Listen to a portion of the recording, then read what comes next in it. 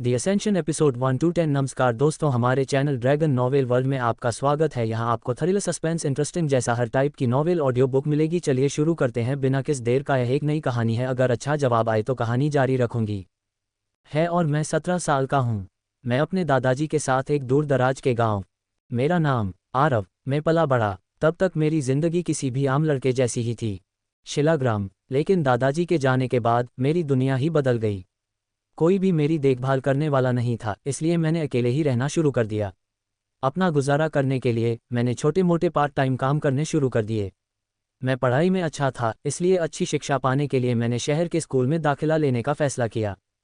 मैं दाखिला लिया। वहां आने के 3 महीने बाद ही मेरी एक प्रेमिका बनी, जिसका नाम मैंने ज्ञानशिला विद्यालय था। उसके बाल कंधे तक लंबे थे और वो दुबली पतली सी थी।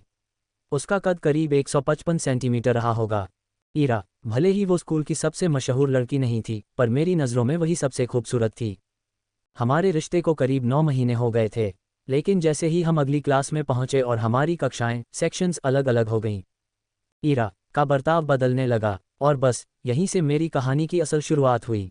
आज रविवार था, इसलिए स्कूल और काम दोनों की छुट्टी थी।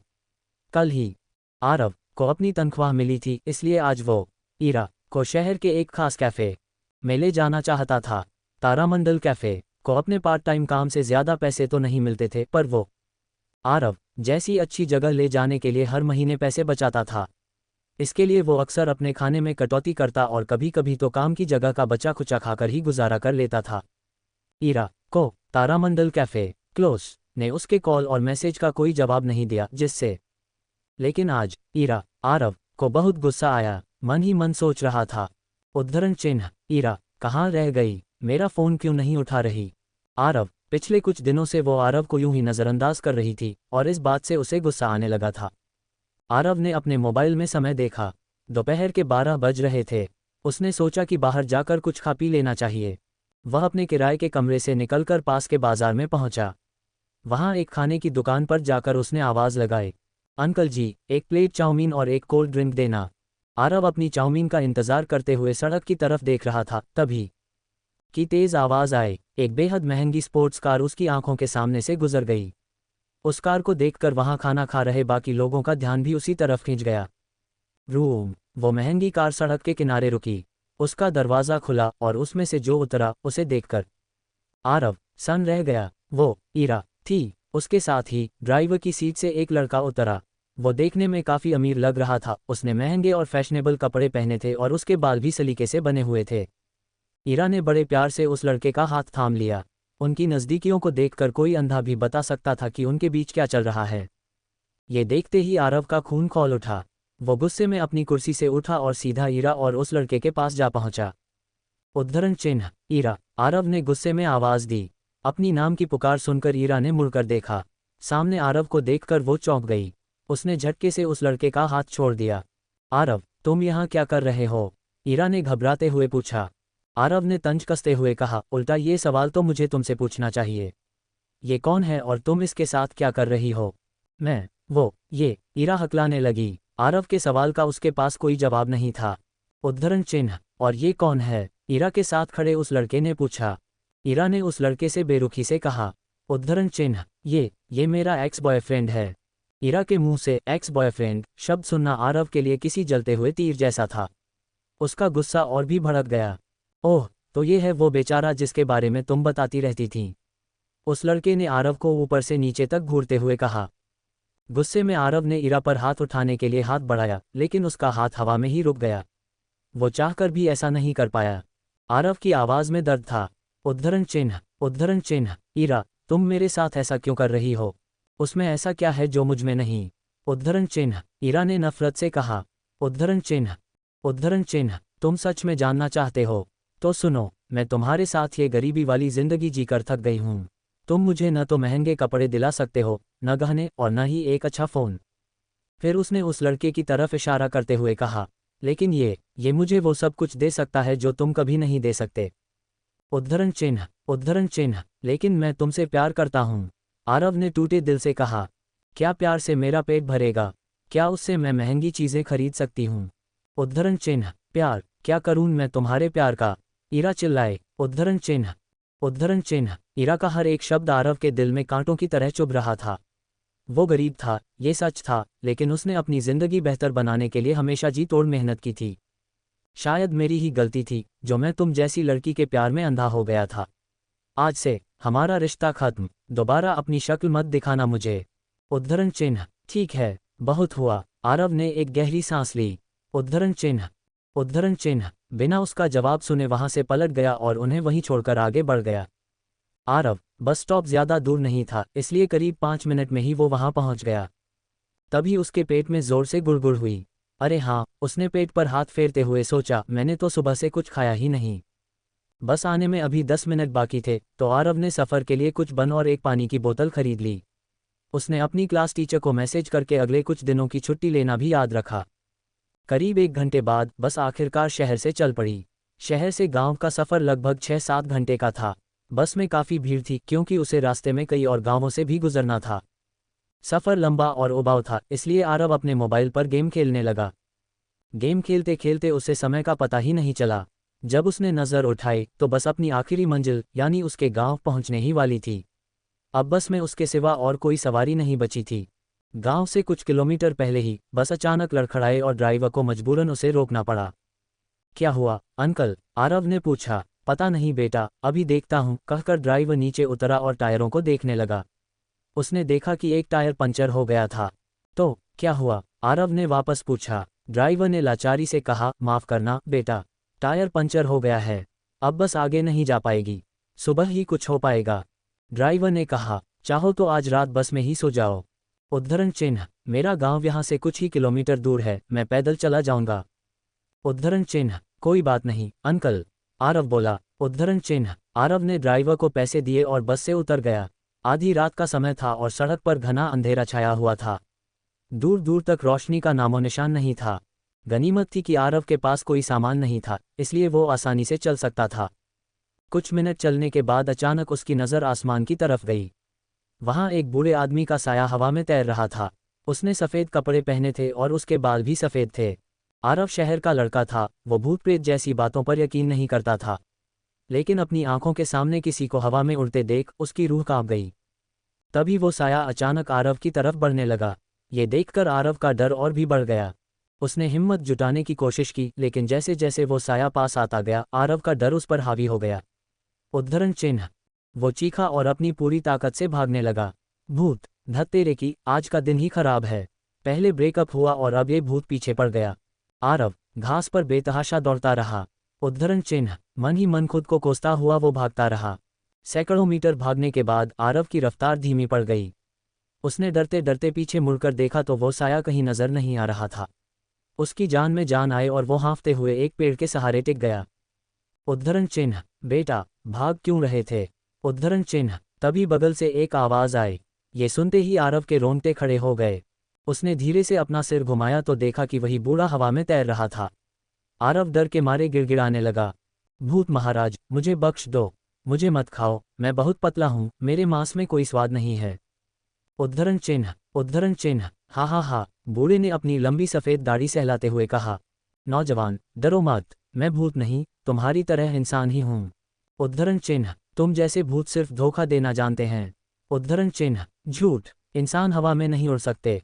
आरव ने कहा। उद्धरण चिन्ह। उद्धरण चिन्ह। ये सच है कि मैं इंसान हूँ, लेकिन मैं देवलोक का एक साधक हूँ। मैं बस इस ग्रह के पास से गुजर रहा था कि मुझे यहाँ कुछ दिलचस्प महसूस हुआ। उद्धरण चिन्ह। उद्धरण चिन्ह। उद्धरण चिन्ह। देवलोक मतलब आप इस दुनिया के नहीं हैं? उद्धरण चिन्ह। हाँ, मैं तुम्हारी दुनिया से नहीं हूँ। ये ब्रह्मांड बहुत बड़ा है, इसमें असंख्य लोक और जीव रहते हैं। उद्धरण चिन्ह। क्लोज। उद्धरण चिन्ह। आरव को यकीन नहीं हो रहा था कि इस दुनिया के बाहर भी इंसान रहते हैं। उद्धरण चिन्ह। सच में? बिल्कुल, भला मुझे तुमसे झूठ बोलकर क्या मिलेगा? बूढ़े ने मुस्कुराकर कहा। उद्धरण चिन्ह। आरव ने पूछा, तो फिर आप मेरा पीछा क्यों कर रहे थे? उद्धरण चिन्ह। उद्धरण चिन्ह। मुझे बस कुछ जांचना है। इतना कहकर उस बूढ़े ने झट से आरव का दाहिना हाथ पकड़ लिया। आरव ने अपना हाथ छुड़ाने की बहुत कोशिश की पर छुड़ा नहीं पाया। वाह, मुझे उम्मीद नहीं थी कि इस वीरान दुनिया में ऐसा खजाना मिलेगा। उद्धरण चिन्ह। बूढ़े ने हंसते हुए आरव की कलाई छोड़ दी। बूढ़े को यूं हंसते देखकर आरव उलझन में पड़ गया। बेटा, तुम्हारे पास एक बहुत ही दुर्लभ और दिव्य शरीर है। पूरे ब्रह्मांड में ऐसी काया साधना के लिए सर्वोत्तम मानी जाती है। बूढ़े ने कहा, उद्धरण चिन्ह, तो बताओ, क्या तुम मेरा शिष्य बनकर यह शक्ति पाना चाहोगे? उद्धरण चिन्ह, बूढ़े ने उम्मीद से पूछा। उद्धरण चिन्ह, मुझे कोई रुचि नहीं है। आरव ने साफ मना कर दिया। यह जवाब सुनकर बूढ़ा दंग रह गया। उद्धरण चिन्ह, क्यों? उद्धरण चिन्ह, क्योंकि साधक बनने का मतलब है महीनों सालों तक आंखें बंद करके एक ही जगह बैठे रहना। ऐसी उबाऊ जिंदगी मुझे नहीं जीनी। उद्धरण चिन्ह, अगर और कुछ नहीं कहना तो मैं चलता हूँ महाराज। आरव ने कहा। उद्धरण चिन्ह, उद्धरण चिन्ह, इतना कहकर आरव ने उन्हें प्रणाम किया और अपने गांव की ओर चल पड़ा। बूढ़ा आदमी आरव के जवाब से अब भी हैरान था। उसे लगा कि इस लड़के का दिमाग खराब है। कहाँ लोग साधना की दुनिया में कदम रखने के लिए अपनी पूरी जायदाद लुटा देते हैं, किसी का गुलाम तक बनने को तैयार हो जाते हैं, और कहाँ ये लड़का। अगर दूसरे साधकों को पता चलता कि इस लड़के ने क्या कहा है तो वे उसे दुनिया का सबसे बड़ा मूर्ख समझते। के पास पहुंचकर कहा। बूढ़े ने हार नहीं मानी और तेजी से, आरव बेटा, क्या तुमने ठीक से सोच लिया है? उद्धरण चिन्ह, हाँ बिल्कुल सोच लिया है। मुझे सालों तक एक ही जगह कैद होकर नहीं रहना। उद्धरण चिन्ह, आरव ने जवाब दिया। बेटा, शायद मैं तुम्हें एक बात बताना भूल गया। अगर किसी दिव्य शरीर की ऊर्जा को सही दिशा न दी जाए तो यह अपने मालिक के लिए ही घातक बन सकती है। उद्धरण चिन्ह, क्या मतलब है आपका? बूढ़े की बात सुनकर आरव रुक गया। उद्धरण चिन्ह, मतलब ये कि अगर तुम्हारे शरीर की दिव्य ऊर्जा अनियंत्रित हो गई तो तुम्हारा शरीर फटकर टुकड़े टुकड़े हो जाएगा। उद्धरण चिन्ह, तो इसे रोकने का कोई तरीका है? उद्धरण चिन्ह, क्या? ये सुनकर आरव बुरी तरह डर गया। उद्धरण चिन्ह, इस दुनिया में कुछ भी मुफ्त नहीं मिलता बेटा। अगर तुम मुझे अपना गुरु मान लो तो मैं तुम्हें सब बता दूंगा। उद्धरण चिन्ह, हे, बूढ़ा मुस्कुराया। उद्धरण चिन्ह, आरव को समझ नहीं आ रहा था कि यह बूढ़ा उसे अपना शिष्य बनाने पर इतना क्यों तुला है। उद्धरण चिन्ह, आखिर आप मुझसे चाहते क्या हैं? उद्धरण चिन्ह, तुम जैसे होनहार हीरे को मैं ऐसे कैसे जाने दे सकता हूँ? अपनी इस दिव्य काया के साथ तुम साधना के उस शिखर तक पहुँच सकते हो जहाँ पहुँचने का मैं अपने पूरे जीवन में सिर्फ सपना ही देख सका। उद्धरण चिन्ह, मैं 3 लाख साल से भी ज्यादा जी चुका हूँ और अब मेरा समय पूरा हो रहा है।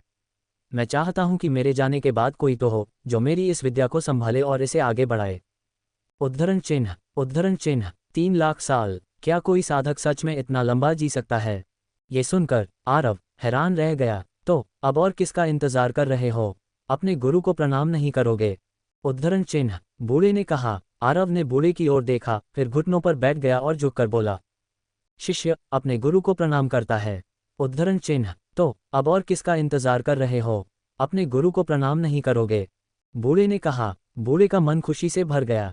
उद्धरण चिन्ह, हा, बहुत अच्छे, आज से तुम मेरे शिष्य हुए। अब आप मेरी इस दिव्य ऊर्जा वाली समस्या को कैसे ठीक करेंगे? उद्धरण चिन्ह, तो गुरु जी? आरव ने पूछा। उद्धरण चिन्ह, इसका समाधान शरीर में पुरुष और स्त्री की ऊर्जाओं का संतुलन बनाना है जो उनके पवित्र मिलन से ही संभव है।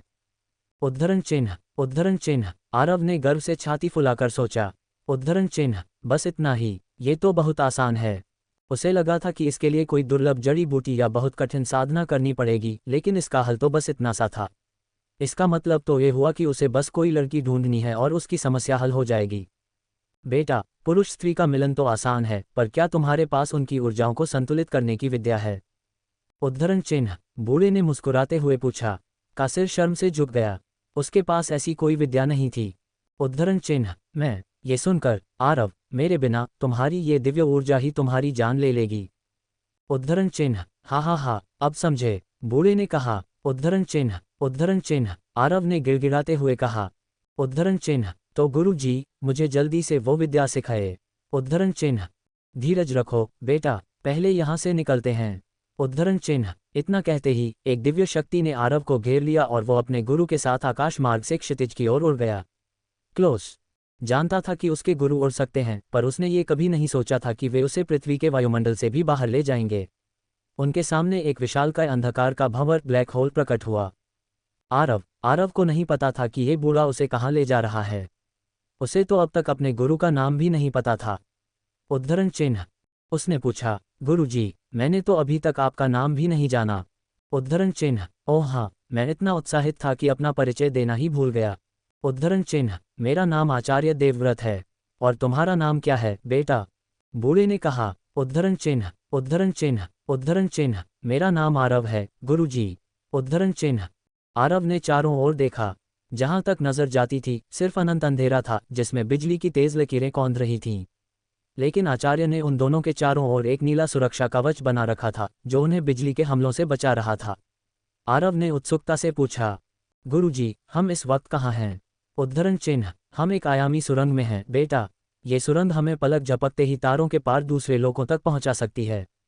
इसे खोलने के दो ही तरीके हैं, या तो तुम्हारी साधना का स्तर बहुत ऊंचा हो या फिर तुम्हारे पास कोई दिव्य वस्तु हो। उद्धरण चिन्ह, उद्धरण चिन्ह। अगर कोई कमजोर साधक बिना किसी दिव्य वस्तु के इसे खोलने की कोशिश करे तो ये दिव्य बिजली उसे पल भर में भस्म कर देगी। आचार्य ने आगे समझाया। उद्धरण चिन्ह। 401_45442 app 6B421180C160F। Opt out. HTML creative_id equals 1,067,452 और platform equals Android और exchange equals DoubleClick और source_app_name equals pocket%20 novel और source_app_id equals com pockety fm। Aarav को अपने गुरु की एक भी बात ठीक से समझ नहीं आई, पर उसने ऐसे सिर हिलाया जैसे सब समझ गया हो। लगभग आधे घंटे बाद वे उस आयामी सुरंग से बाहर आ गए। आरव ने अपनी आंखों के सामने एक खूबसूरत हरा भरा ग्रह देखा। वे दोनों तुरंत उस ग्रह की ओर बढ़ने लगे। उस ग्रह पर उतरते ही आरव ने देखा कि जहां तक नजर जाती थी सिर्फ हरे भरे जंगल और ऊंचे ऊंचे पेड़ थे। वहां की हवा बहुत ज्यादा साफ और ताजी थी। आचार्य देवव्रत ने कहा, उद्धरण चिन्ह, उद्धरण चिन्ह। भविष्य में यही हमारी साधना स्थली होगी। मैं अभी कुछ सुरक्षा चक्र बना देता हूं ताकि कोई भी मायावी जानवर यहां न आ सके। इतना कहकर आचार्य हवा में उड़े और आरव की नजरों से ओझल हो गए। अपने गुरु के लौटने का इंतजार करते हुए आरव ने एक बड़े से पेड़ के नीचे छांव ढूंढी और वहीं बैठकर उनका इंतजार करने लगा। लगभग 2 घंटे बीत गए और आरव बुरी तरह ऊब चुका था। आचार्य अब तक नहीं लौटे थे। आरव को डर लगने लगा कि कहीं वो उसे इस अनजान ग्रह पर अकेला तो नहीं छोड़ गए। तभी उसने आचार्य को आसमान से नीचे उतरते देखा। ये देखकर उसकी जान में जान आई। लेकिन जैसे ही वो उनके पास पहुंचने वाला था एक अदृश्य दीवार ने उसे रोक दिया। आरव तुरंत उनकी तरफ दौड़ा। गुरुजी। आचार्य ने आरव को पास आने से इसलिए रोका था क्योंकि वो एक शक्तिशाली सुरक्षा चक्र को सक्रिय कर रहे थे। अचानक आचार्य के शरीर से एक नीली रोशनी निकली जो आसमान की ओर उठने लगी। उसी समय 4 अलग अलग दिशाओं से भी नीली रोशनी की लकीरें निकलीं और आचार्य की रोशनी से जुड़ गईं। क्लोज। कई विस्फोटों की आवाज आई और उन रोशनियों ने मिलकर आसमान में एक विशाल नीला गुंबद बना दिया जो धीरे धीरे जमीन की ओर उतरने लगा। वह गुंबद इतना बड़ा था कि उसने सैकड़ों मील के दायरे को घेर लिया था। धमाका। आरव, अब 200 मील के दायरे की सारी दिव्य ऊर्जा खींचकर हमारे इस स्थान पर इकट्ठा होगी। आचार्य ने कहा। उद्धरण चिन्ह अभी भी उलझन में था क्योंकि उसे पता ही नहीं था कि यह दिव्य ऊर्जा आखिर है क्या। आरव का उलझा हुआ चेहरा देखकर आचार्य देवव्रत को याद आया कि उन्होंने उसे साधना की शुरुआती बातें तो सिखाई ही नहीं थीं। आरव, खैर अभी के लिए इसे भूल जाओ। पहले तुम्हें अपने लिए एक साधना विधि चुननी होगी। उद्धरण चिन्ह। आचार्य ने अपना हाथ हवा में घुमाया और आरव की आंखों के सामने एक पुरानी 3 मंजिला इमारत प्रकट हो गई। आरव को अब इन चमत्कारों की आदत होने लगी थी और उसे अपने गुरु की बातों पर पूरा यकीन हो चला था। आचार्य इमारत के दरवाजे की ओर बढ़े। आरव उनके पीछे पीछे चल दिया। उद्धरण चिन्ह। अंदर आओ। दरवाज़ा खुलते ही आरव ने देखा कि अंदर अनगिनत किताबें और प्राचीन ग्रंथ रखे हुए थे। बेटा, यहाँ साधना की शुरुआती विधियाँ रखी हैं। इनमें से कोई एक अपने लिए चुन लो। आचार्य ने कहा। उद्धरण चिन्ह। गुरुजी, क्या कोई सबसे अच्छी वाली विधि नहीं मिल सकती?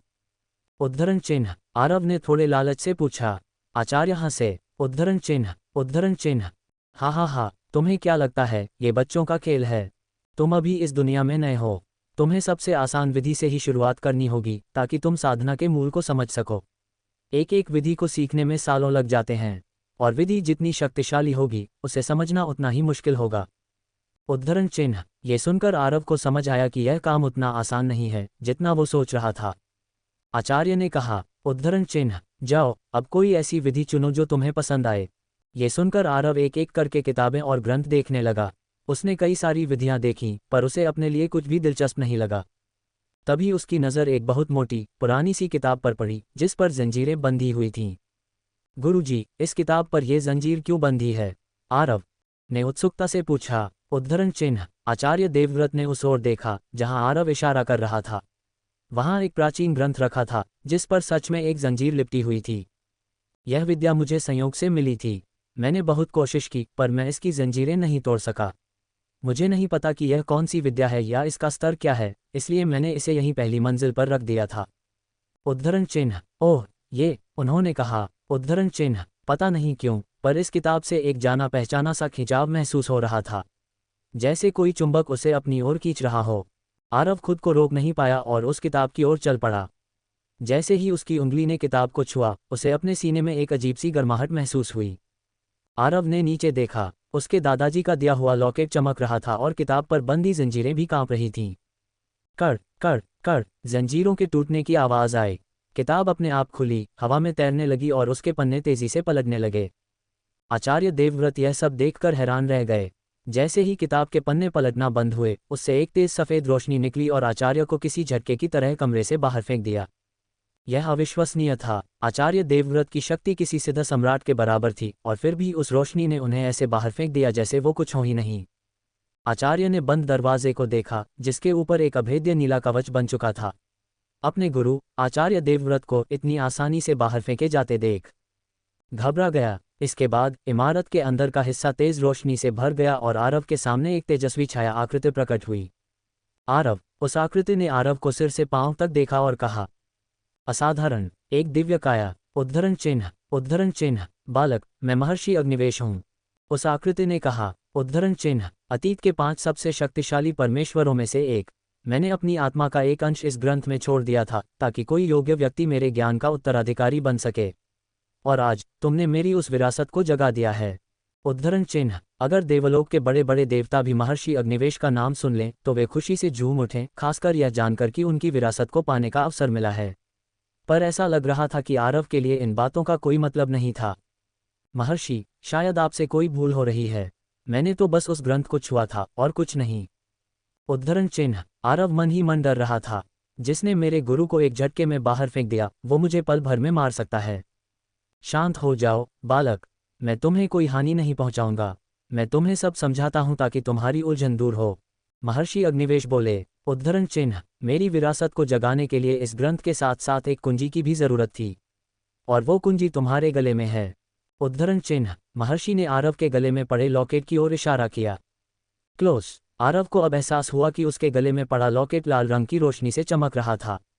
उसने उत्सुकता से पूछा, ये चीज आखिर है क्या महर्षि? उद्धरण चिन्ह। यह अग्निमणि है। ये ब्रह्मांड के 8 महातत्वों अग्नि, जल, वायु, पृथ्वी, विद्युत, प्रकाश, अंधकार और आकाश में से एक है। उद्धरण चिन्ह। उद्धरण चिन्ह। अब मेरी विरासत को स्वीकार करने के लिए तैयार हो जाओ। उद्धरण चिन्ह। इतना कहते ही महर्षि की उंगली की नोक पर रक्त की एक बूंद प्रकट हुई। यह मेरे रक्त की एक बूंद है जिसे मैंने लाखों वर्षों तक शुद्ध करके अमर बनाया है। जैसे ही यह रक्त तुम्हारे शरीर में प्रवेश करेगा, तुम्हारी सारी नस नाड़ियां दिव्य नाड़ियों में बदल जाएंगी। ये प्रक्रिया थोड़ी दर्दनाक होगी। उद्धरण चिन्ह। उद्धरण चिन्ह। इतना कहकर महर्षि ने उस रक्त बूंद को अपनी उंगली से आरव की छाती की ओर धकेल दिया। वह बूंद आरव की त्वचा को चीरकर अंदर समा गई। रक्त के अंदर जाते ही आरव को लगा जैसे उसकी सारी नसें फट जाएंगी। उसे ऐसा महसूस हुआ मानो हजारों अदृश्य तलवारें एक साथ उसके शरीर को काट रही हों। असहनीय दर्द के कारण उसकी चीख निकल गई। बाहर आचार्य देवव्रत उस नीले कवच को तोड़ने की लगातार कोशिश कर रहे थे, लेकिन अपनी 80% शक्ति लगाने के बाद भी वे उसे हिला तक नहीं पाए। उन्हें नहीं पता था कि अंदर उनके शिष्य के साथ क्या हो रहा है। अगर उसे कुछ हो गया तो ये बहुत बड़ी क्षति होगी, क्योंकि आरव जैसी दिव्य काया वाला शिष्य मिलना लगभग असंभव था। अंदर से आरव की दर्द भरी चीख सुनकर आचार्य और भी चिंतित हो गए। उन्होंने फिर से प्रयास किया, लेकिन इस बार अपनी पूरी 100% शक्ति के साथ। एक जोरदार धमाका हुआ जिससे हजारों मील तक धूल का गुबार उठा।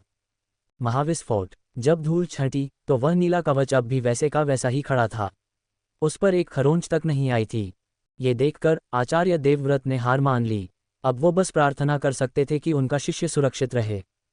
2 घंटे बाद अंदर से चीखें आनी बंद हो गईं। आरव का शरीर और महर्षि का दिव्य रक्त सफलतापूर्वक एक हो चुके थे। को अपना शरीर एकदम हल्का महसूस हो रहा था, जैसे उसमें असीम शक्ति भर गई हो।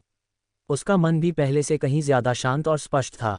आरव। उद्धरण चिन्ह। अब तुम्हें मेरी शक्ति का एक अंश विरासत में मिल गया है। महर्षि की आवाज गूंजी। उद्धरण चिन्ह। यह अभी अधूरा है। यदि तुम बाकी 7 मणियों को ढूंढ सको तो तुम्हें मेरी संपूर्ण विरासत प्राप्त हो जाएगी। उद्धरण चिन्ह। उद्धरण चिन्ह। महर्षि, मुझे वे 7 मणियां कहाँ मिलेंगी? आरव ने पूछा। ये तुम्हारे भाग्य पर निर्भर करता है बालक, वे मणियां पूरे ब्रह्मांड में फैली हुई हैं। उद्धरण चिन्ह। महर्षि ने उत्तर दिया, चूंकि तुमने मेरी विरासत स्वीकार कर ली है, भविष्य में तुम्हारी जिम्मेदारियां बहुत बड़ी होंगी। अब मेरा काम पूरा हुआ, मेरे जाने का समय आ गया है। उद्धरण चिन्ह। उद्धरण चिन्ह। साधना की विधियां और बाकी सब ज्ञान इसी ग्रंथ में है। मुझे आशा है कि तुम उस लक्ष्य को पूरा करोगे जिसे मैं अपने जीवन में पूरा नहीं कर सका। उद्धरण चिन्ह। इतना कहकर महर्षि ने अपनी आंखें बंद कर लीं और उनका शरीर धीरे धीरे पारदर्शी होने लगा।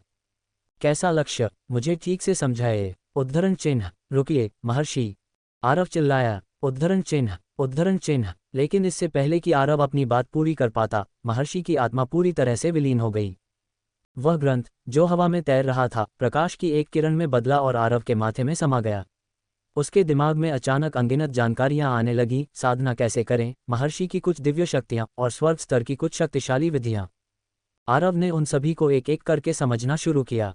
किसी कारणवश महर्षि की विरासत मिलने के बाद वह इन जटिल विधियों को बहुत आसानी से सीख पा रहा था। उसे ये भी पता चला कि एक आम साधक के शरीर में 52 दिव्य नाड़ियां होती हैं, लेकिन अब उसके शरीर में पूरी 60 दिव्य नाड़ियां थीं। किसी भी साधक के लिए ये नाड़ियां सबसे महत्वपूर्ण होती हैं। जिसकी जितनी ज्यादा नाड़ियां खुली होती हैं, वो उतनी ही तेजी से दिव्य ऊर्जा को सोख सकता है और उतनी ही तेजी से शक्तिशाली बन सकता है। ये 8 अतिरिक्त दिव्य नाड़ियां महर्षि के 8 महातत्वों का प्रतीक थीं, और इन 8 में से एक नाड़ी पहले से ही जागृत हो चुकी थी। ये जागृत नाड़ी ज्वाला नाड़ी थी, जिसे सक्रिय करने के लिए अग्निमणि की आवश्यकता थी। इसकी शक्ति ये कुछ पलों के लिए साधक की ताकत को कई गुना बढ़ा सकती थी। लेकिन इसका एक खतरा भी था, अगर साधक का साधना स्तर कमजोर हुआ तो ये शक्ति उसी को घायल कर देगी। ये ज्ञान उसके मस्तिष्क में एक बंद ग्रंथ की तरह था। फिलहाल सिर्फ ही खुली थीं ज्वाला नाड़ी से जुड़ी जानकारियां और अग्नि विद्याएं। को यह समझने में देर नहीं लगी कि बाकी विद्याओं को खोलने के लिए उसे महर्षि की दूसरी मणियों को खोजना होगा। आरव, इसके अलावा कुछ ऐसी विद्याएं भी थीं जो 8 तत्वों से नहीं जुड़ी थीं, जैसे कि नामक एक शक्तिशाली शारीरिक विधि। इसके 10 स्तर थे और हर स्तर पर शरीर की प्रहार शक्ति कई गुना बढ़ जाती थी। वज्रदेह। इन शक्तिशाली विद्याओं के बारे में जानकर आरव उत्साह से भर गया। वह तुरंत बाहर निकलना चाहता था, लेकिन उसने देखा कि नीला कवच अब भी मौजूद था। जैसे ही आरव उसे हटाने का कोई तरीका सोचने लगा, वह कवच अपने आप गायब हो गया, और अगले ही पल आचार्य देवव्रत दौड़ते हुए उसके सामने आ खड़े हुए। आचार्य देवव्रत तुरंत घर में दाखिल हुए और उन्होंने देखा कि आरव अभी भी उसी जगह पर खड़ा था। उन्होंने आरव को ऊपर से नीचे तक देखा और ये देखकर उन्हें राहत मिली कि उसे कोई चोट नहीं आई थी। आचार्य देवव्रत ने महसूस किया कि आरव आत्मा निर्माण क्षेत्र के पहले स्तर पर पहुंच चुका है। वह हैरान थे कि आरव कुछ ही घंटों में शून्य से अपनी शक्ति बढ़ाकर दोबारा इस स्तर तक कैसे पहुंच गया। उन्होंने जिज्ञासा से पूछा, आरव, तुमने इतने कम समय में अपनी शक्ति कैसे बढ़ाई? आरव ने उन्हें शुरू से लेकर अंत तक सब कुछ समझाया। ये सुनकर आचार्य देवव्रत बहुत खुश हुए। वाह, हा, मुझे पता था कि मैं गलत नहीं हूँ। तुम्हें अपना शिष्य बनाने का मेरा फैसला बिल्कुल सही था। आचार्य देवव्रत खुशी से हंस पड़े। मेरे साथ आओ, मैं तुम्हें साधना के बारे में कुछ जरूरी बातें बताता हूँ। इतना कहकर आचार्य देवव्रत ने आरव का हाथ पकड़ा और उसे लेकर कमरे से बाहर उड़ गए। अब बताओ आरव, तुमने साधना की बुनियादी बातें कहाँ तक सीखी हैं? उन्होंने पूछा। आरव ने उन्हें वह सब कुछ समझाया जो उसने महर्षि अग्निवेश की विरासत से सीखा था। आचार्य देवव्रत ने ध्यान से सुना और बोले, बहुत अच्छे। जो तुमने सीखा है वो एक साधक बनने की नींव है। अब मैं तुम्हें एक साधक की शक्ति के अलग अलग स्तरों के बारे में बताता हूँ। एक साधक की यात्रा नश्वर क्षेत्र से शुरू होती है, जिसमें ये स्तर होते हैं। क्लोस, पहला स्तर मार्शल क्षेत्र, दूसरा स्तर संघनन क्षेत्र, तीसरा स्तर आत्मा निर्माण क्षेत्र, चौथा स्तर आत्मिक क्षेत्र, पांचवां स्तर पार्थिव क्षेत्र, छठा स्तर नभ क्षेत्र, सातवां स्तर सम्राट क्षेत्र, आठवां स्तर महावीर क्षेत्र, नौवां स्तर अधिपति क्षेत्र, और तुम अभी आत्मिक क्षेत्र की शुरुआत में हो। याद रखना, अधिपति क्षेत्र नश्वर दुनिया का सबसे ऊंचा स्तर है। इसे पार करने के बाद ही कोई साधक दिव्य क्षेत्र में कदम रख सकता है। और दिव्य क्षेत्र भी कई स्तरों में बंटा है। दिव्य उद्भव क्षेत्र, दिव्य आत्मा क्षेत्र, दिव्य क्लेश क्षेत्र, दिव्य पुनर्जन्म क्षेत्र, दिव्य सम्राट क्षेत्र, दिव्य गुरु क्षेत्र, दिव्य अधिपति क्षेत्र। आचार्य ने एक गहरी सांस लेकर कहा, दिव्य अधिपति क्षेत्र दिव्य यात्रा का शिखर है। इसके बाद ही सच्चे देवताओं का स्तर आता है। लेकिन देवताओं का युग तो लाखों साल पहले ही समाप्त हो गया और आज के समय में कोई भी उस देवपद को हासिल नहीं कर पाया है। आचार्य देवव्रत ने आगे समझाया, और याद रखना, जिस महर्षि अग्निवेश की विरासत तुम्हें मिली है वह अतीत के उन 9 महादेवताओं में से एक थे जो सभी देवताओं के अधिपति माने जाते थे। इसलिए भविष्य में तुम्हारी उपलब्धियां असीमित होंगी। आरव ने ये सब ध्यान से सुना और याद कर लिया। फिर उसने जिज्ञासा से पूछा, गुरुदेव आप अभी किस स्तर पर हैं? मैं इस समय दिव्य अधिपति क्षेत्र के 6ठे स्तर पर हूँ, आचार्य देवव्रत ने गर्व से कहा। वाह गुरुदेव, आप तो सचमुच बहुत शक्तिशाली हैं। मुझे आप जैसी शक्ति पाने में कितना समय लगेगा? आरव ने उत्साह से पूछा। आचार्य देवव्रत हंसे, हा, शायद कुछ 1000 साल या शायद दसियों हजार साल। ये सब तुम्हारी प्रतिभा और तुम्हें मिलने वाले साधनों पर निर्भर करेगा। इसमें तो बहुत समय लग जाएगा, आरव ने मायूसी से कहा। खैर, अब मैं तुम्हें तुम्हारे शरीर की खासियत के बारे में बताता हूँ, आचार्य ने विषय बदला। तुम्हारे पास दिव्य तेजस काया, दिव्य तेजस क्या है जो किसी भी साधारण दिव्य काया से सैकड़ों गुना अधिक शक्तिशाली होती है। जिस साधक के शरीर में पुरुष ऊर्जा यांग जितनी प्रबल होती है उसकी साधना उतनी ही तेज होती है। लेकिन अगर यह ऊर्जा बहुत ज्यादा बढ़ जाए तो यह साधक के अपने ही शरीर को भस्म कर सकती है। इसे संतुलित करने के लिए स्त्री ऊर्जा यिन की जरूरत पड़ती है। आरव ने गंभीरता से सुनते हुए पूछा, तो फिर इस ऊर्जा को कैसे पाया जा सकता है? इसके कई तरीके हैं। पहला, तुम हवा के जरिए स्त्री ऊर्जा को सोख सकते हो। इसके लिए तुम्हें किसी स्त्री के आसपास रहना होगा, लेकिन ये सबसे कमजोर तरीका है क्योंकि इससे बहुत थोड़ी ऊर्जा ही मिलती है। दूसरा तरीका है सीधा स्पर्श। इस तरीके में जब तुम किसी स्त्री को छूते हो तो तुम उसकी ऊर्जा को सोख सकते हो। ये पहले तरीके से बेहतर है। यह एक ऐसी विधि है जिससे दोनों पक्षों को लाभ होता है।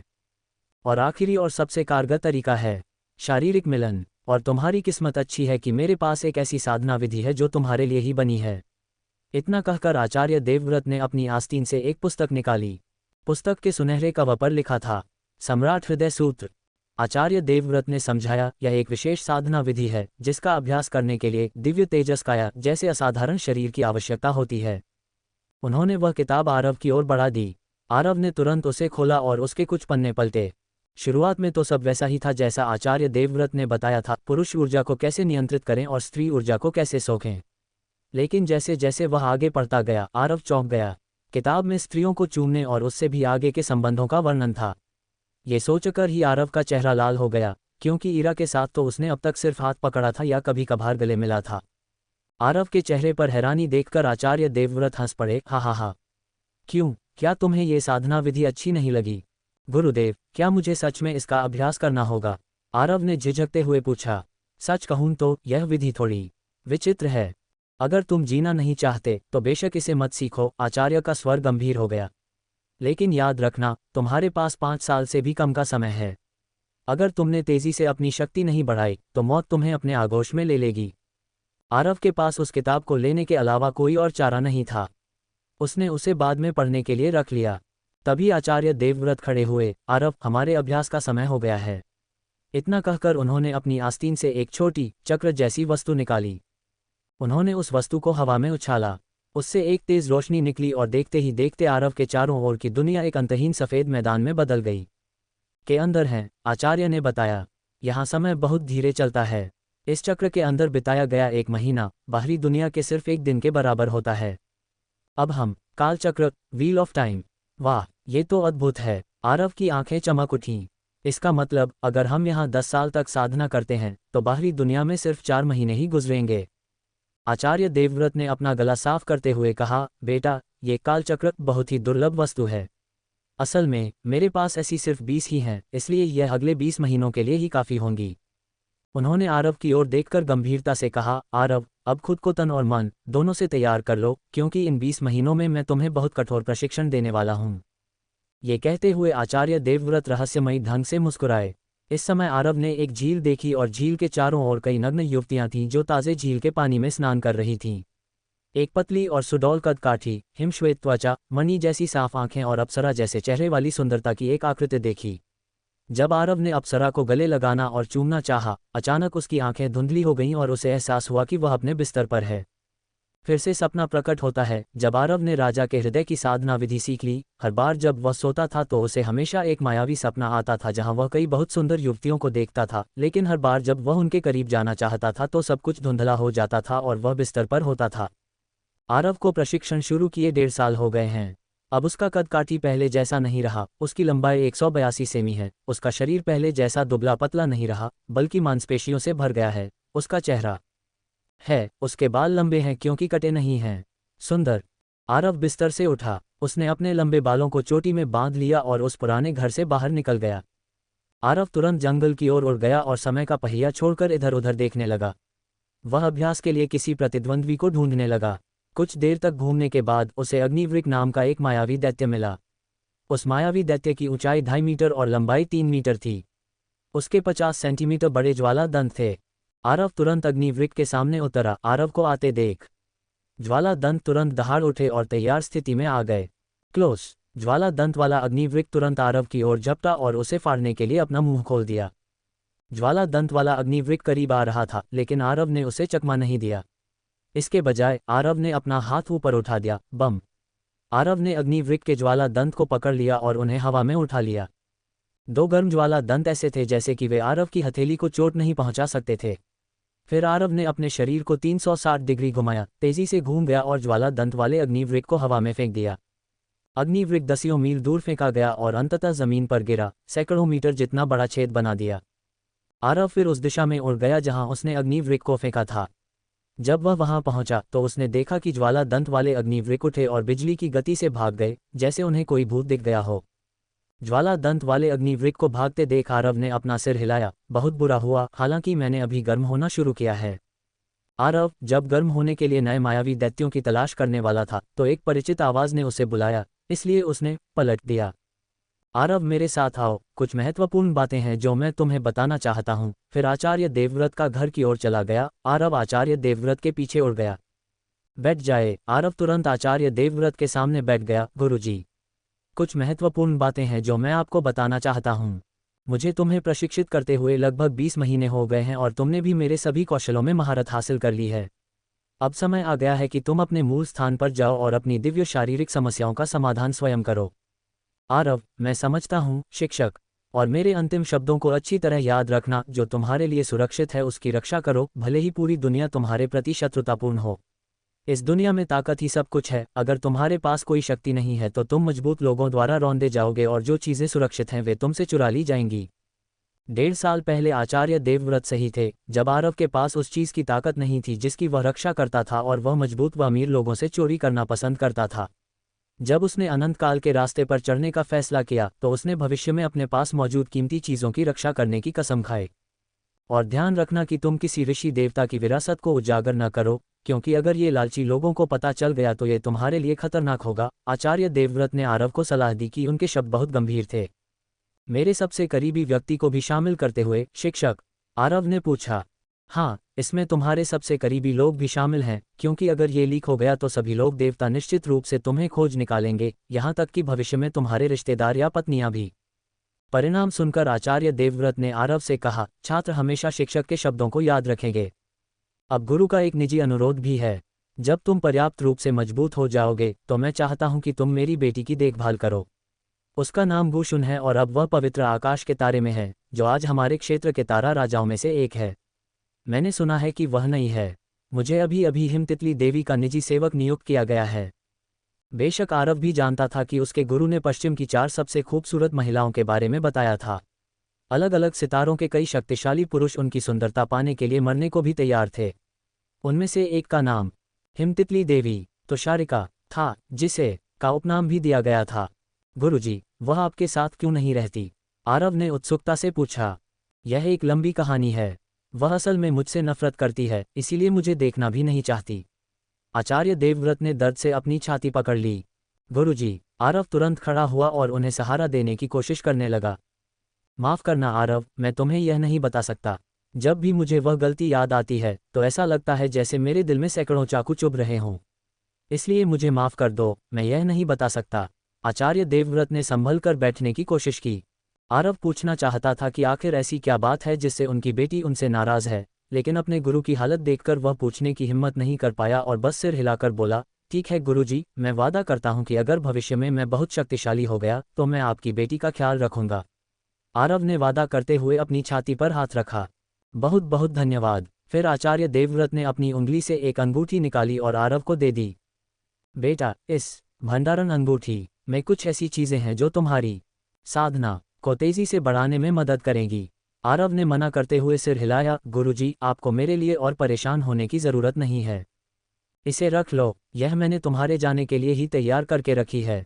आचार्य देवव्रत ने आरव को वह भंडारण अंगूठी देने पर जोर दिया। आरव के पास कोई और चारा नहीं था, इसलिए उसने धन्यवाद गुरुजी कहकर उसे स्वीकार कर लिया। के अंदर जा सकते हो। तुम्हारे मूल ग्रह पर लौटने के लिए उसमें एक टेलीपोर्टेशन पत्थर भी है। उसका इस्तेमाल करना मैं तुम्हें पहले ही सिखा चुका हूँ। अब तुम भंडारण अंगूठी। आरव, ठीक है गुरुजी। आपको क्या लगता है हम फिर कब मिलेंगे? ये तो केवल समय ही बताएगा, आचार्य देवव्रत ने अपनी दाढ़ी सहलाते हुए कहा। तो फिर गुरुजी, फिर मिलेंगे, कहकर आरव ने टेलीपोर्टेशन पत्थर और को सक्रिय किया और तुरंत उसमें कूद गया। आयामी सुरंग। आरव को जाते देख आचार्य देवव्रत ने राहत की सांस ली, लेकिन तभी उनके मुंह से खून की एक धार बह निकली। लगता है अब मेरे पास ज्यादा समय नहीं बचा है। उन्होंने यह बात आरव को इसलिए नहीं बताई क्योंकि उन्हें डर था कि अगर आरव को पता चल गया तो उसे बहुत दुख होगा। इस दुनिया से विदा लेने से पहले एक और काम था जिसे वह पूरा करना चाहते थे। ये सोचकर आचार्य देवव्रत क्षितिज की ओर उड़ गए। में काफ़ी महंगी वस्तुएं होती हैं। ये पत्थर किसी को भी तुरंत उसकी मनचाही जगह पर पहुंचा सकते हैं, लेकिन ये आपको मंजिल के पास किसी अनजान जगह पर उतारते हैं। टेलीपोर्टेशन पत्थर। देवलोक। अपनी आंखों के सामने आरव ने घने पेड़ों का जंगल देखा। आखिरकार इतने समय बाद मैं इस जगह पर लौट ही आया। आरव ने एक गहरी सांस ली और पृथ्वी की हवा को महसूस किया। बहुत कम है, फिर भी यहाँ ऐसी कई जगहें हैं जहाँ शुद्ध ऊर्जा मौजूद है जो अभी तक प्रदूषण से मैली नहीं हुई है। ऐसी ऊर्जा किसी भी हालांकि पृथ्वी पर दिव्य ऊर्जा साधक को अधिराज स्तर तक पहुंचाने के लिए काफ़ी है। आरव सामान्य गति से उड़ते हुए चारों ओर देखने लगा। क्या पता इस अनछुए जंगल में कोई कीमती जड़ी बूटी मिल जाए। तभी आरव की नज़र एक जानी पहचानी चीज़ पर पड़ी। उसने एक जंगली पहाड़ी मुर्गा देखा जो में रहते हुए उसका पसंदीदा भोजन हुआ करता था।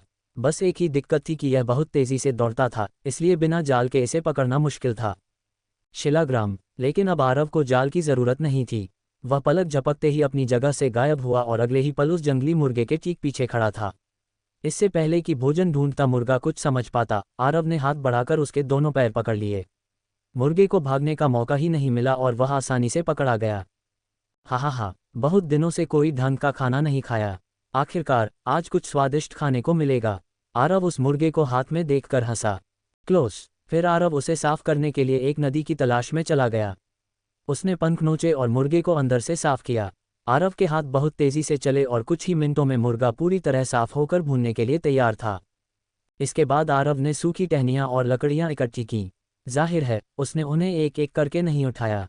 उसने अपनी मानसिक शक्ति का इस्तेमाल किया और दसियों मीटर के दायरे में पड़ी सारी सूखी लकड़ियाँ और टहनियाँ उड़कर उसके सामने आ गईं। अब बस कुछ जड़ी बूटियाँ इकट्ठी करनी हैं। ये सोचकर आरव मसालेदार जड़ी बूटियों की तलाश में जंगल में चला गया। कुछ ही मिनटों में वह कुछ ताज़ी जड़ी बूटियाँ लेकर लौट आया। आरव ने मुर्गे पर जड़ी बूटियाँ मलीं, फिर उसने इकट्ठी की हुई लकड़ियों का एक ढेर बनाया। उसकी उंगली से एक छोटी सी लौ निकली और लकड़ियों में आग लग गई। यह एक साधारण आग थी। आरव ने सोचा कि अगर उसने अपनी का इस्तेमाल किया तो ये लकड़ियां पल भर में जलकर राख हो जाएंगी। दिव्य अग्नि। आरव ने मुर्गे को आग पर भूनना शुरू कर दिया। वह भुने हुए मुर्गे का स्वाद चखने के लिए बेसब्री से इंतजार कर रहा था। जब मुर्गा पक गया तो आरव ने उसे उठाया और उसकी सुगंध ली। वाह, खुशबू तो लाजवाब है, उसने सोचा। बस एक ही कमी है, साथ में कोई चटपटी चटनी नहीं है। अगर वो भी होती तो इसका स्वाद और भी बेहतरीन हो जाता। बचाओ, बचाओ। जब आरव पहला निवाला लेने ही वाला था तभी उसे किसी के मदद मांगने की आवाज़ सुनाई दी। आरव ने भुना हुआ मुर्गा नीचे रखा और तुरंत आवाज़ की दिशा में गायब हो गया। जब वह उस जगह पर पहुंचा तो आरव ने देखा कि फटे हुए कपड़ों में एक महिला भाग रही थी और उसके पीछे काले नकाब पहने दो लोग AK-47 राइफल लिए हुए थे। आतंकवादी। आरव बस यही अंदाज़ा लगा सका और वह तुरंत उस महिला को बचाने के लिए दौड़ पड़ा। महिला भागती रही, लेकिन उसे महसूस हुआ कि उसका शरीर तप रहा है और उसकी हिम्मत जवाब दे रही है। महिला लड़खड़ा कर गिर पड़ी। उसने देखा कि दोनों आदमी उसके करीब आ रहे हैं। हताश होकर महिला ने अपनी आंखें बंद कर लीं और अपनी किस्मत को स्वीकार कर लिया। तभी महिला को अपने पास किसी के उतरने का एहसास हुआ। उसने आंखें खोली तो देखा कि साधारण कपड़ों और लंबे बालों वाला एक नौजवान उसके सामने खड़ा था। नौजवान को देखते ही महिला की आंखों के आगे अंधेरा छा गया और वह बेहोश हो गई। किसी को आसमान से उतरते देख वे दोनों आतंकवादी रुक गए और अपनी AK-47 राइफलें आरव की ओर तान दी। आरव के मैले कुचले कपड़ों को देखकर उनमें से एक ने मजाक उड़ाते हुए कहा, अरे छोकरे, हमारे मामले से दूर रह, वरना खामखा मारा जाएगा। अच्छा, तो दिखाओ क्या कर सकते हो तुम, आरव ने शांत भाव से जवाब दिया। तेरी इतनी हिम्मत। ये सुनकर आतंकवादी गुस्से से आग बबूला हो गया और गोली चलाने ही वाला था कि तभी दूसरे ने उसे रोका। रुक, इसे इतनी आसानी से मत मार, पहले इसे तड़पाते हैं जब तक ये रहम की भीख न मांगे। ये कहकर वह आतंकवादी अपने हाथ में लोहे का पंजा पहनकर आरव की ओर दौड़ा, पर हंसा। जैसे ही उस आतंकवादी ने आरव के चेहरे पर मुक्का मारने के लिए हाथ उठाया, आरव ने बिजली की तेजी से उसकी गर्दन पकड़ ली और उसे जमीन पर दे मारा। आरव मन ही मन उस तुच्छ प्राणी, एक जोरदार आवाज के साथ उसकी हड्डियां टूटने की धड़ाम कड़ाक की आवाज गूंज उठी। अपने साथी को इतनी आसानी से चित होते देख दूसरे आतंकवादी ने घबराकर आरव पर गोलियां दाग दी। धाया धाया धाया, लेकिन एक भी गोली आरव को छू नहीं पाए। वह इतनी तेजी से अपनी जगह से हटा कि आतंकवादी को बस उसकी एक धुंधली परछाई ही दिखाई दी। आतंकवादी ने आंखें उठाईं तो सन रह गया।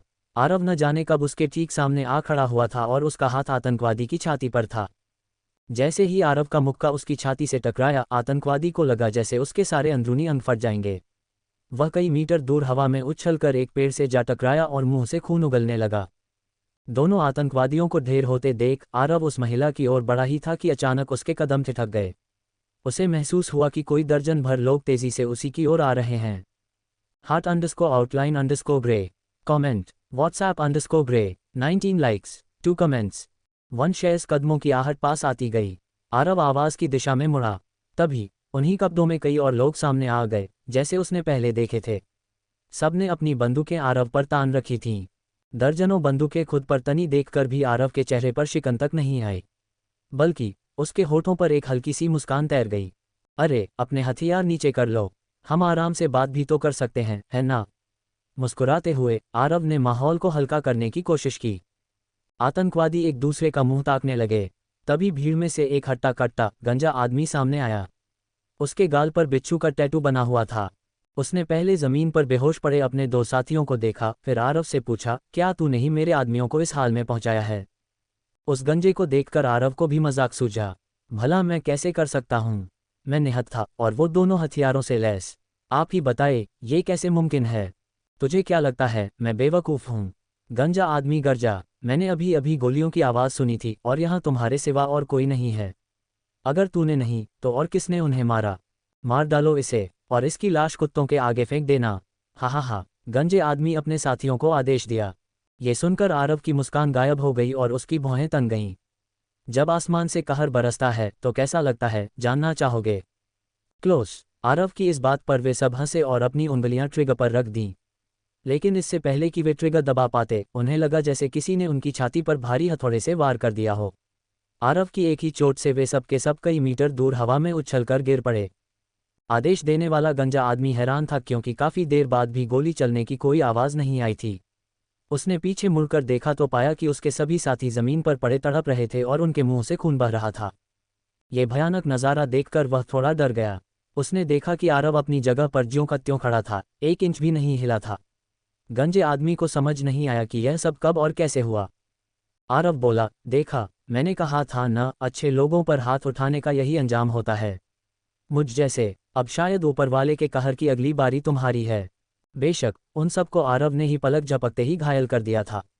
उसने अपनी का इस्तेमाल किया था, एक ऐसी तकनीक जिससे वह बिजली से भी तेज गति से चलकर अपने कई प्रतिबिंब बना सकता था। उसने ये सब 2 सेकंड से भी कम समय में कर दिया था। नौ छाया चाल। इस अविश्वसनीय दृश्य को देखकर गंजे आदमी को आरव से डर लगने लगा। तुम आखिर हो कौन? मैं तो बस एक विद्यार्थी हूं जो जंगल में रास्ता भटक गया था, आरव ने मासूमियत से जवाब दिया।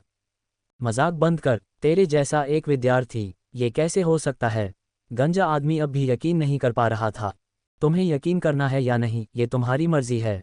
वैसे तो मुझे हिंसा पसंद नहीं, लेकिन जब तुमने मुझे मारने की कोशिश की है तो मैं तुम्हें ऐसा सबक सिखाऊंगा जिसे तुम जिंदगी भर नहीं भूलोगे। ये कहते हुए आरव के चेहरे पर एक शैतानी मुस्कान फैल गई।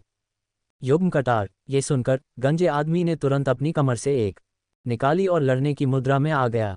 युग्म कटार। वह गंजा आदमी तुरंत आरव की ओर झपटा और अपनी से हमला कर दिया। आरव शांत खड़ा रहा। उसने बस अपना दाहिना हाथ आगे बढ़ाया और उस तेज धार वाले कटार को अपनी 2 उंगलियों के बीच रोक लिया। ये देखकर गंजा आदमी मन ही मन हंसा। उसे लगा कि आरव अपनी मौत को दावत दे रहा है।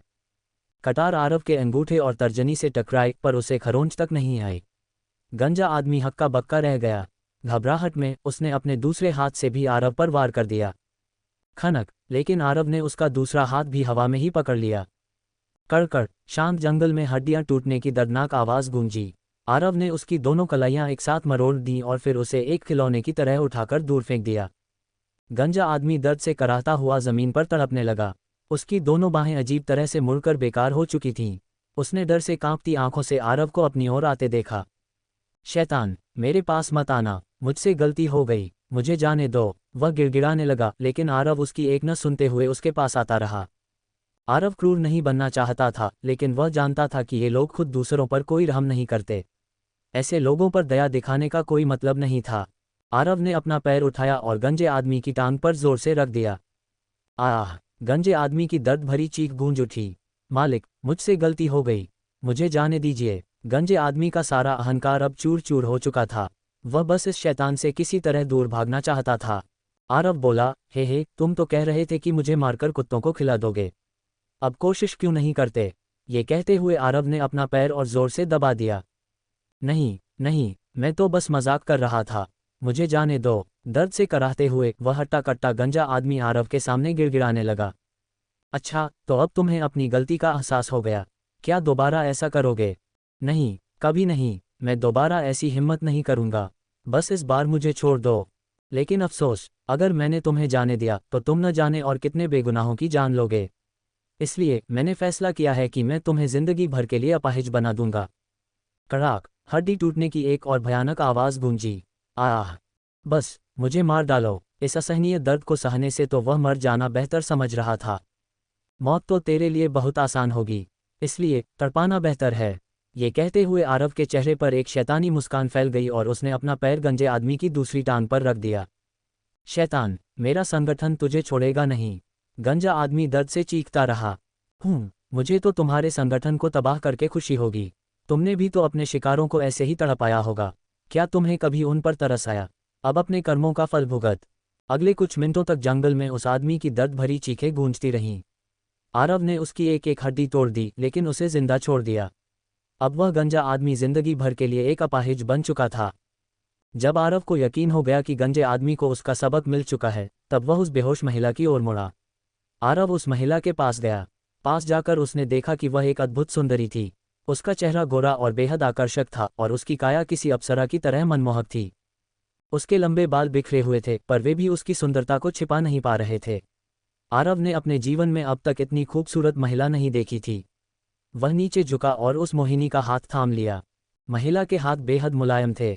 आरव ने तुरंत अपने मन से गलत ख्यालों को झटक दिया और उसकी नब्ज जांचने लगा। उसे तुरंत एहसास हुआ कि कुछ गड़बड़ है। उसका रक्त संचार बहुत तेज था और शरीर आग की तरह तप रहा था। जैसे ही आरव ने उसकी कलाई छुई, महिला ने अपनी आंखें खोल दीं और अपने सामने एक नौजवान का चेहरा देखा। उसे अपने अंदर एक अजीब सी बेचैनी और गर्मी महसूस हो रही थी, मानो पूरे शरीर पर हजारों चींटियां रेंग रही हों। उसकी पहली इच्छा बस उस नौजवान को छूने और उस पर हावी हो जाने की थी। हैंडसम, महिला अचानक उठी और आरव को गले लगाकर जमीन पर गिरा दिया। आरव हक्का बक्का रह गया। उस मोहिनी ने अपना हाथ आरव की कमीज पर रखा और उसके बटन खोलने की कोशिश करने लगी। यह महसूस होते ही आरव को होश आया और उसने तुरंत महिला का हाथ पकड़कर उसे रोकने की कोशिश की। मुझे दे दो, प्लीज, मेरा शरीर जल रहा है, वह गिड़गिड़ाने लगी। उसकी वासना पूरी तरह उस पर हावी हो चुकी थी। आरव ये सुनकर समझ गया कि माजरा क्या है। ऐसा लगता था कि महिला को किसी ने क्लोस का विष दिया है, इसलिए इससे पहले कि वह और कुछ करती, आरव ने उसके हाथ बांध दिए ताकि वह काबू में रहे। कामोत्तेजक औषधि। आरव जानता था कि कामोत्तेजक औषधियां कितनी खतरनाक हो सकती हैं। अगर तुरंत इलाज न किया जाए तो वे किसी महिला के शरीर को हमेशा के लिए नुकसान पहुंचा सकती हैं। निश्चित रूप से उस गंजे आदमी के पास होगा। ये सोचकर आरव ने उस महिला को, तभी उसे याद आया, हाँ, इस जहर का तोड़ गोद में उठा लिया और तुरंत गंजे आदमी की ओर चल पड़ा। गंजा आदमी अब भी दर्द से कराहता हुआ जमीन पर पड़ा था। आरव को फिर से अपनी ओर आते देख वह बुरी तरह घबरा गया। बता, इस जहर का तोड़ कहाँ है? आरव ने कड़क आवाज में पूछा। डर के मारे गंजे आदमी ने तुरंत जवाब दिया, यह एक नई दवा है। इसका कोई तोड़ नहीं है। यह जवाब सुनकर आरव का गुस्सा भड़क उठा और उसने उस पर एक और लात मारने के लिए पैर उठाया। आरव को गुस्से में देखकर गंजा आदमी जल्दी से बोला, लेकिन इसकी खुराक बहुत ज्यादा नहीं है। इस जहर का असर उतारने का एक ही तरीका है, आपको उसके शरीर की गर्मी को शांत करना होगा। उद्धरण चिन्ह, अगर तूने मुझे धोखा देने की हिम्मत की तो मैं तुझे ऐसी मौत दूंगा जिसके बारे में तूने सोचा भी नहीं होगा। ये कहकर आरव उस महिला को लेकर वहां से चला गया। आरव तुरंत महिला के इलाज के लिए एक सुरक्षित जगह खोजने लगा। कुछ मिनटों के बाद उसे एक विशाल पेड़ मिला।